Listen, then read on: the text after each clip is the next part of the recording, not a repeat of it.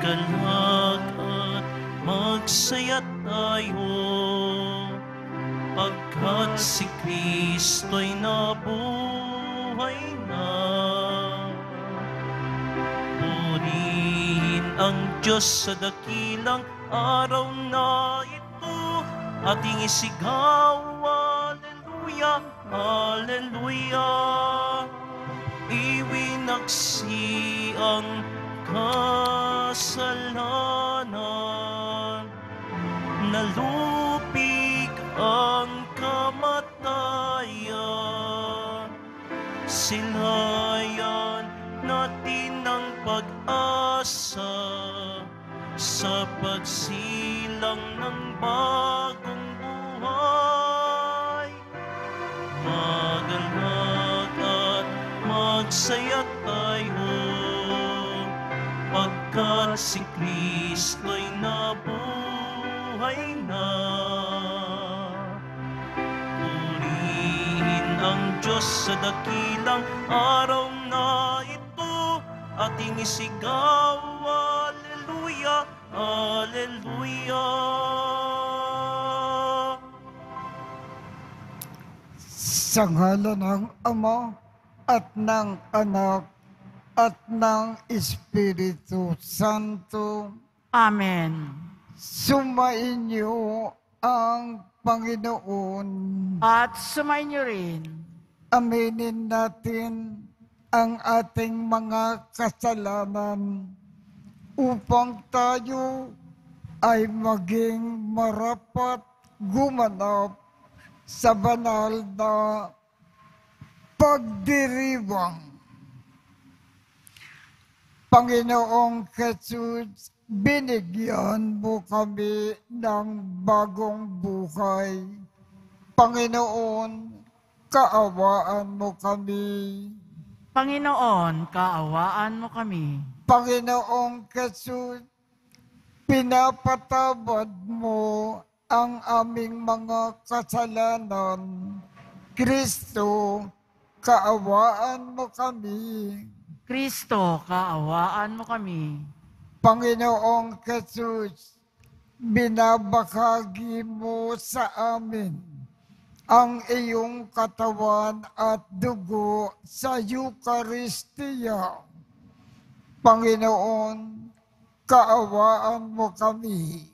Panginoon, kaawaan mo kami. Kaawaan tayo ng Diyos Amang makapangyarihan. Patawarin ang ating mga kasalanan at patnubayan tayo sa buhay na walang hanggan. Amen. Manalangin tayo. Ama naming makapangyarihan, hinirang mo ang obispo na si San Atanasio bilang matatag na tagapagtanggol ng pananampalataya sa anak mo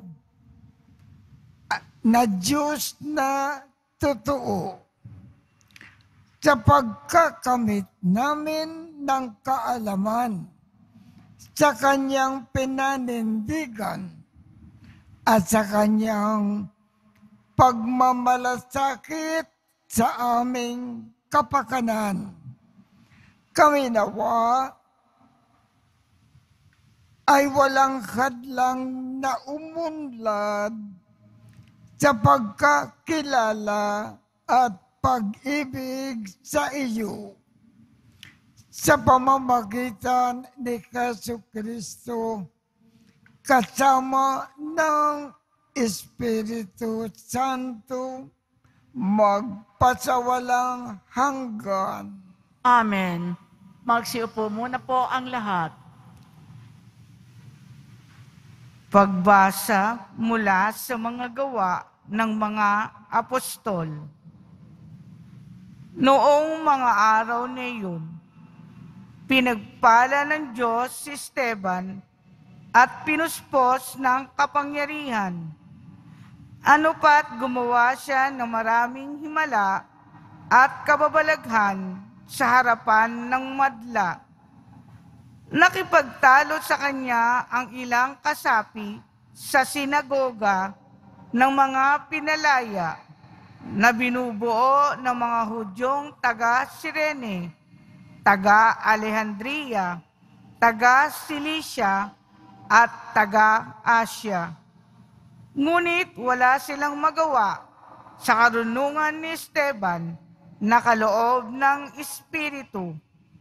Kaya't lihim nilang sinulusunan ang ilang lalaki na magsabi ng ganito, "Narinig naming nilalait niya si Moises at ang Diyos." Sa gayoy, naudyukan nilang magalit kay Esteban ang mga tao, ang matatanda ng bayan at mga eskriba. Siya'y sinunggaban nila at iniharap sa Sanhedrin, at nagharap sila ng mga bulaang saksi laban kay Esteban. Ang taong ito, wika nila, ay walang tigil sa pagsasalita laban sa banal na templo at sa kautusan ni Moises. Narinig naming sinasabi niya na ang templo'y gigibain nitong Jesus na taga Nazaret na ito at papalitan ang mga kaugaliang ipinamana sa atin ni Moises. Tinitigan si Esteban ng lahat na nakaupo sa Sanhedrin, at nakita nila ang kanyang mukhay parang mukha ng anghel. Ang salita ng Diyos. Salamat sa Diyos. Mapalad ang sumusunod sa utos ng Poong Diyos. Mapalad ang sumusunod sa utos ng Poong Diyos. Kahit ako ay usigit, labanan ng pamunuan, ito yung abang lingkod, sa utos mo'y mag-aaral. Ang buo mong kautusan sa akin ay umaaliw, siyang gurong nagpapayo sa lahat kong suliranin. Mapalad ang sumusunod sa utos ng Poong Diyos. Pinatawad mo ang aking mga gawang kamalian. Ituro mo sa lingkod mo ang tuntunin mo at aral. Ang lingkod ay turuang masunod ang kautusan. Sa utos mo mapang-akit, ako na may mag-aaral. Mapalad ang sumusunod sa utos ng Poong Diyos. Sa landas na di matuwid, huwag mo akong babayaan. Pagkat ikaw ang mabuti, ituro ang iyong aral. Ang pasya ko sa sarili, ako'y maging masunurin.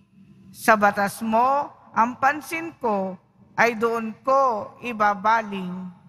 Mapalad ang sumusunod sa utos ng Poong Diyos. Magsitayo na po ang lahat.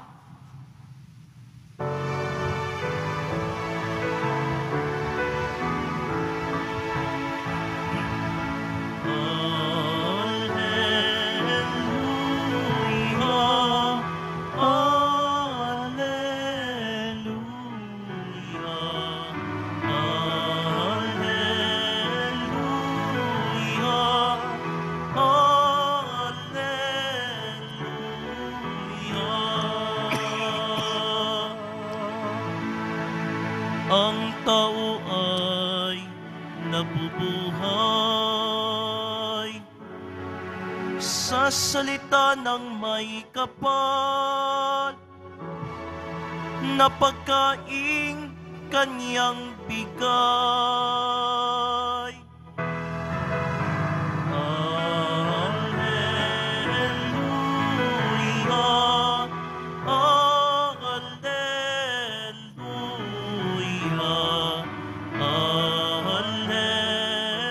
Alleluia,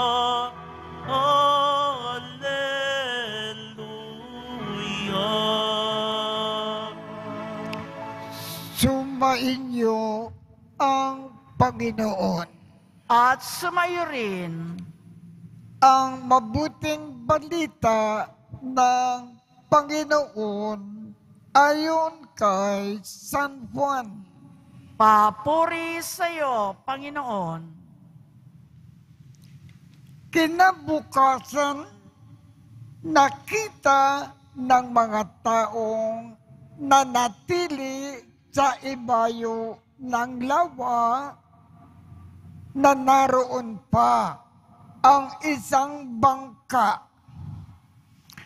Alam nilang si Jesus ay hindi kasama ng mga alagad sapagkat ang mga ito lamang ang sumakay sa bangka at umalis. Dumating naman ang ilang bangka na galing sa Tiberias at sumadsad sa lugar na malapit sa kinainan nila ng tinapay matapos magpasalamat ang Panginoon. Nang makita ng mga tao na wala na roon si Jesus ni ang kanyang mga alagad, sila ay sumakay sa mga bangka at pumunta rin sa Capernaum upang hanapin si Jesus. Nakita nila si Jesus sa ibayo ng lawa at kanilang tinanong, Rabbi, kailan pa kayo rito?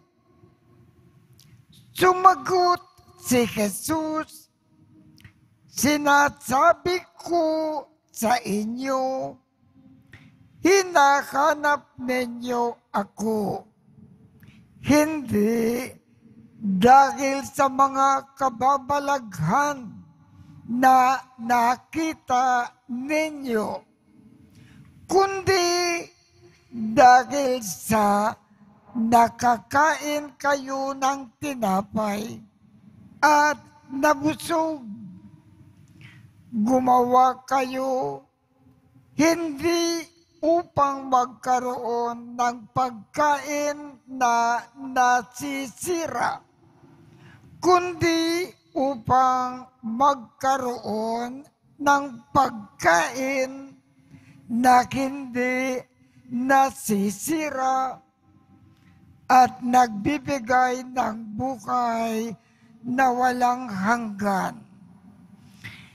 Ibibigay ito sa inyo ng anak ng tao sapagkat siya ang binigyan ng kapangyarihan ng Diyos Ama.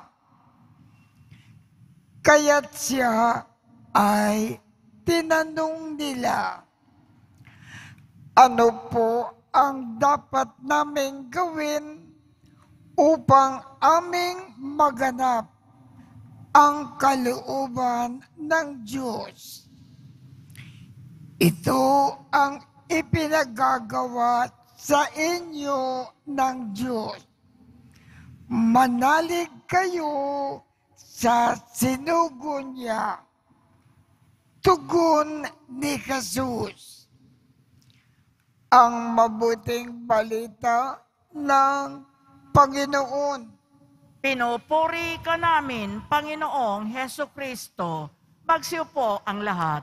Dito sa ating ebanghelyo, sinabi ng ating Panginoong Jesus, ang gusto ng Diyos Ama na ginagawa natin lagi-lagi, nananalig tayo lagi kay Jesus. Papaano tayo manalig lagi kay Jesus? Lahat ng kanyang sinasabi, isagawa natin sa ating buhay. Gawin natin lagi ang kanyang itinuturo sa atin. Yan ang gusto ng Diyos Ama. Lagi nating ginagawa habang nabubuhay sa lupa. Laging manalig kay Jesus.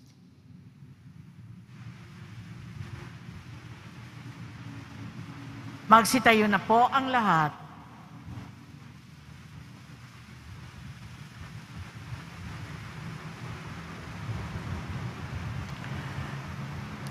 Ang Diyos Ama lamang ang makatutugon sa pagkagutom ng puso at espiritu.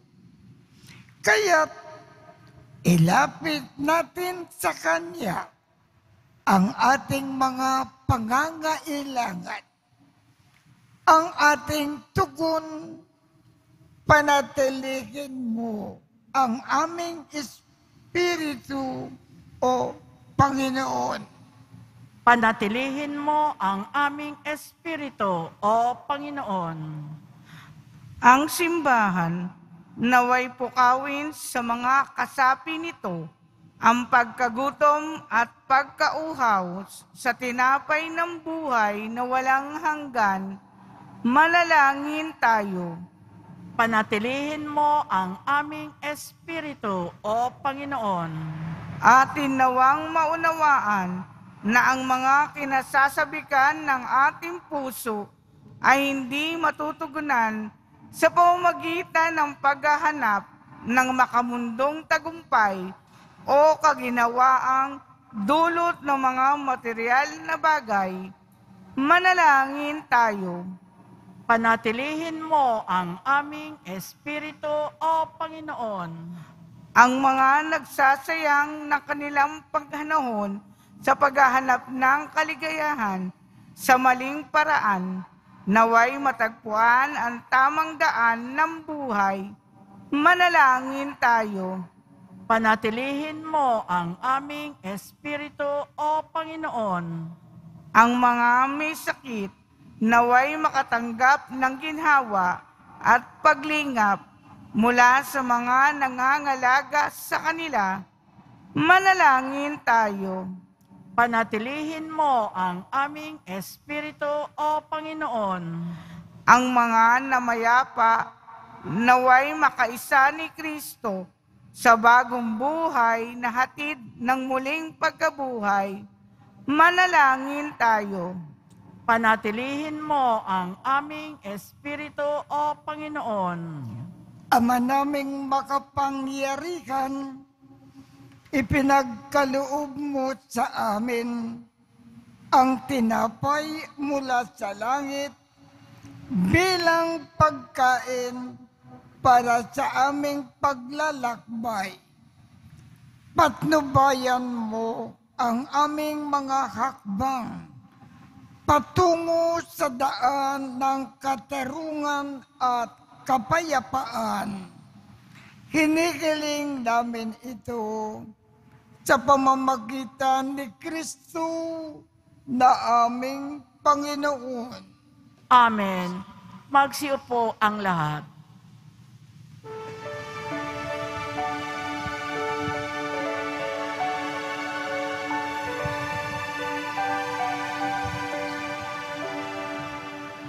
Panginoon, narito ang alay sa iyo, nagmula sa iyong bayang masayang nagsalo. Aming sanang mga alay, gawin mong totoo. Itong alak at tinapay gawing dugo't katawan mo.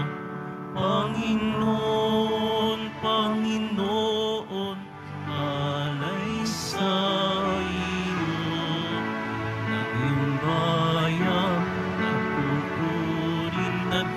kaysa sa iyo. Panginoon, Panginoon, alay sa iyo. Iyong bayang nagpupuri, nagkakaysa sa iyo.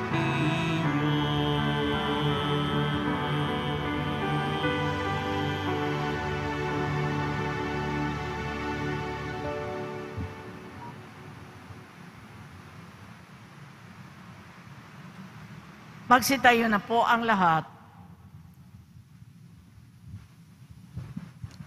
Manalangin kayo upang ang pag-aakin natin ay kalugdan ng Diyos amang makapangyarihan.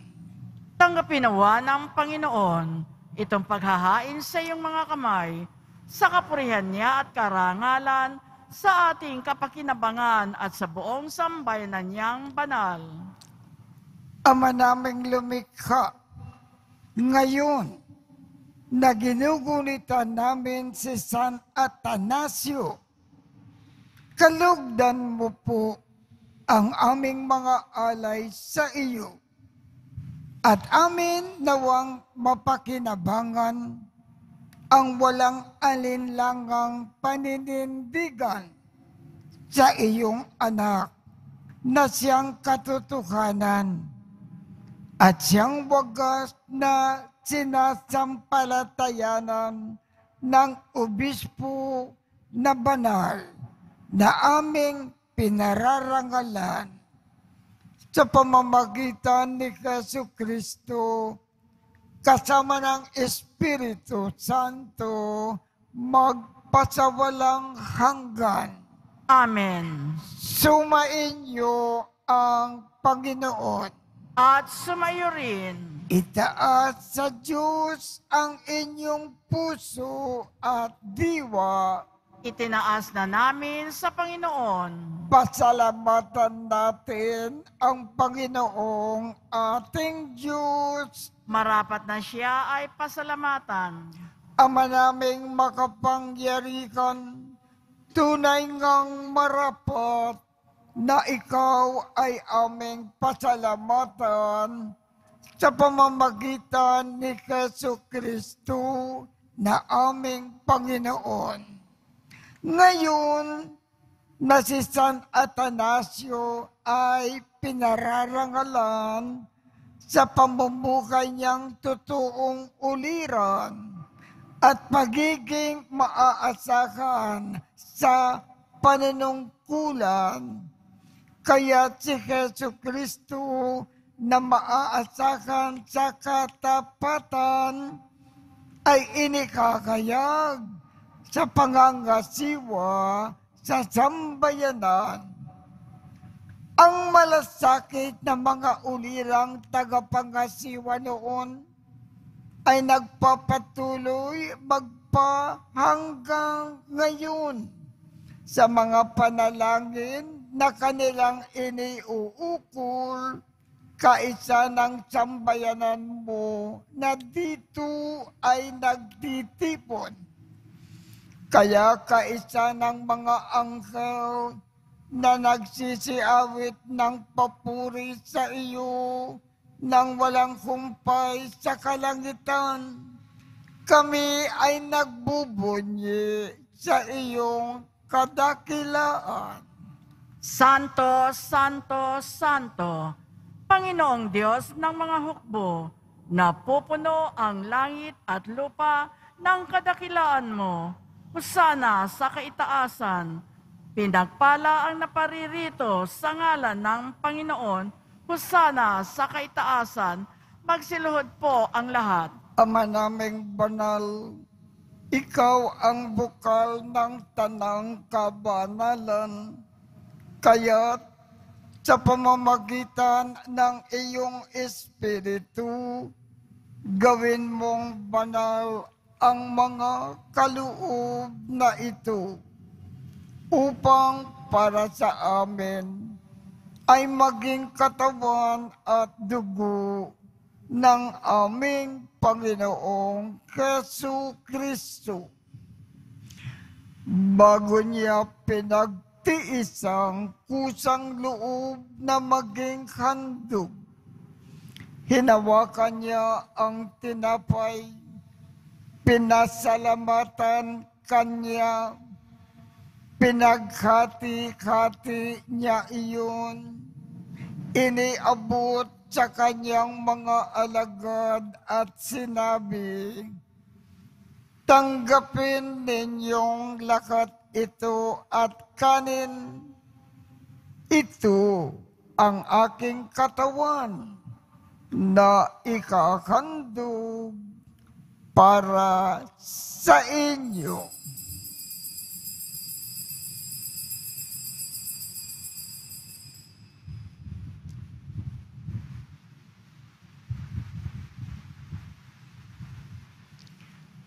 Gayon din naman, noong matapos ang hapunan, hinawakan niya ang kalis, muli kanyang pinasalamatan, iniabot niya ang kalis sa kanyang mga alagad at sinabi, "Tanggapin ninyong lahat ito at inumin. Ito ang kalis ng aking dugo ng bago at walang hanggang tipan. Ang aking dugo na ibubuhos para sa inyo at para sa lahat sa ikapagpapatawad ng mga kasalanan. Gawin ninyo ito sa pag-alaala sa akin."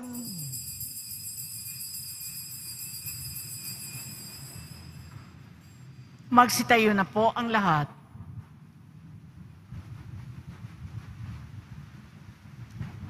Ipagbunyi natin ang misteryo ng pananampalataya.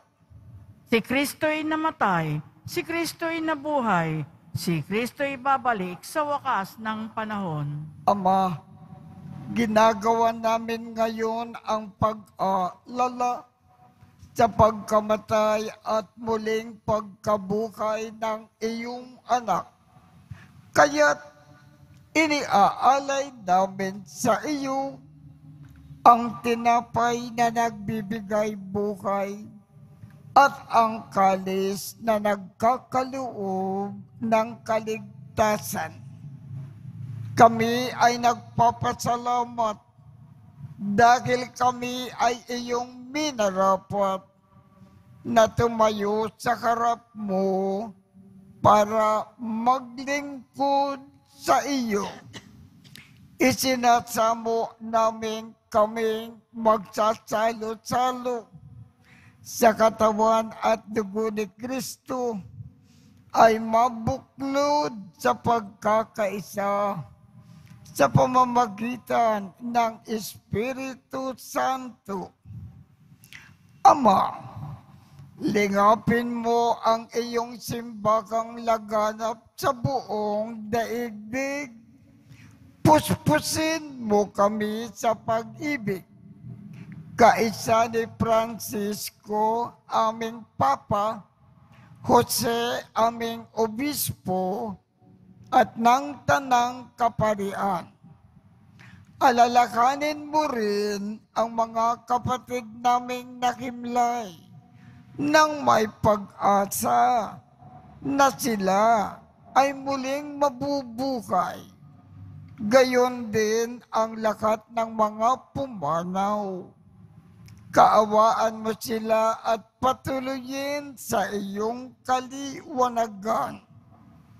Kaawaan mo at pagindapatin kaming lahat na makasalo sa iyong buhay na walang wakas. Kaisa ng mahal na Birhen Maria na ina ng Diyos, ng kabiyak ng puso niyang si San Jose, kaisa ng mga apostol, at ng lakat ng mga banal na namukay dito sa daigdig ng kalugod-lugod sa iyo. Maipagdiwang nawa namin ang pagpupuri sa ikararangal mo sa pamamagitan ng iyong anak na aming Panginoong Jesucristo. Sa pamamagitan ni Kristo, kasama niya at sa Kanya, ang lakat ng parangal at papuri ay sa iyo, Diyos Amang makapangyarihan, kasama ng Espiritu Santo, magpasawalang hanggan. Amen. Sa tagubilin ng mga nakagagaling na utos at turo ni Jesus na Panginoon natin at Diyos, ipakayag natin ng lakas loob. Ama namin, sumasalangit ka, sambahin ang ngalan mo, mapasa amin ang kaharian mo, sundin ang loob mo dito sa lupa para nang sa langit. Bigyan mo kami ngayon ng aming kakanin sa araw-araw at patawarin mo kami sa aming mga sala para ng pagpapatawad namin sa mga nagkakasala sa amin. At huwag mo kaming ipakintulot sa tukso at iadya mo kami sa lahat ng masama. Hinihiling namin, Ama, iadya mo kami sa lahat ng masama. Pagkalooban kami ng kapayapaan sa araw-araw. Iligtas sa kasalanan at ilayo sa lahat ng kapakamakan, samantalang aming pinananabikan ang dakilang araw ng pagpapakayag ng tagapagligtas naming si Jesucristo. Sapagkat iyo ang kaharian at ang kapangyarihan at ang kapurihan magpakailanman. Amen. Panginoong Jesucristo, sinabi mo sa iyong mga apostol, kapayapaan ang iniiwan ko sa inyo. Ang aking kapayapaan ang ibinibigay ko sa inyo.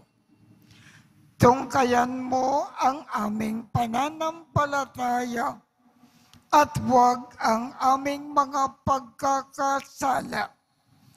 Pagkalooban mo kami ng kapayapaan at pagkakaisa ayon sa iyong kalooban, kasama ng Espiritu Santo, magpasawalang hanggan. Amen. Ang kapayapaan ng Panginoon ay laging sumainyo. At sumayo rin. Magbigayan tayo ng kapayapaan sa isa't isa.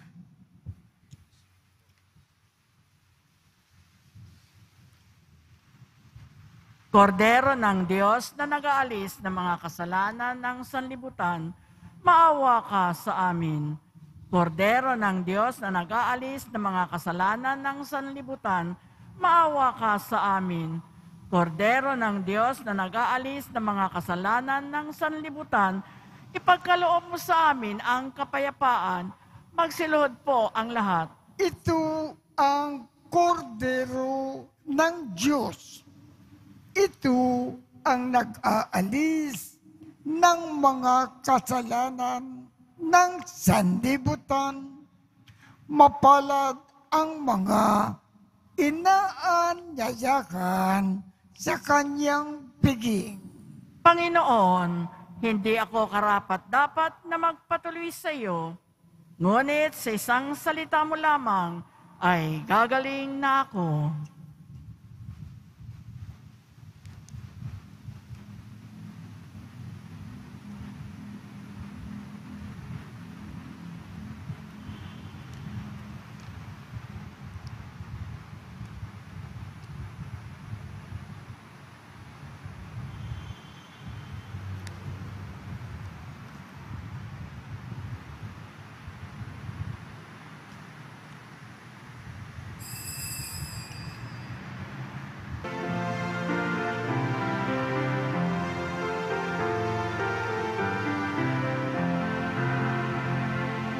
Si Jesus Nazareno, Alleluia, makalangit na sugo, Alleluia, ay naglingkod na tunay, Alleluia,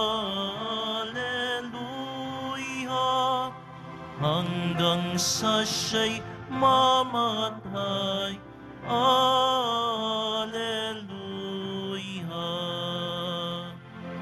Ang Diyos ay nalugod, Alleluia, sa kanyang amang lingkod, Alleluia. Si Jesus Nazareno, Alleluia,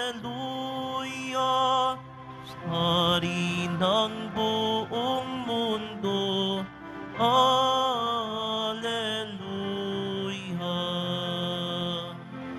Parangalan ang Ama, Alleluia, sa dakila niyang gawa, Alleluia. Binuhay niya si Kristo, Alleluia, ang pag-asa ng tao, Alleluia.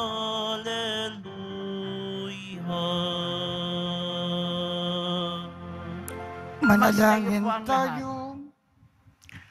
Ama naming mapagmahal, kaisa ni San Atanasio, naway aming maipahayag ang pananampalataya na matatag na Diyos na totoo ang iyong bugtong na anak upang kami ay laging buhayin at ipagsanggalang ng pakikinabang na aming tinatanggap sa pamamagitan din ni Jesu Kristo kasama ng Espiritu Santo magpasawalang hanggan. Amen. At pagpalain kayo ng makapangyarihang Diyos, Ama, Anak, at Espiritu Santo. Amen. Tapos na po ang misa. Humayo tayong mapayapa. Salamat sa Diyos.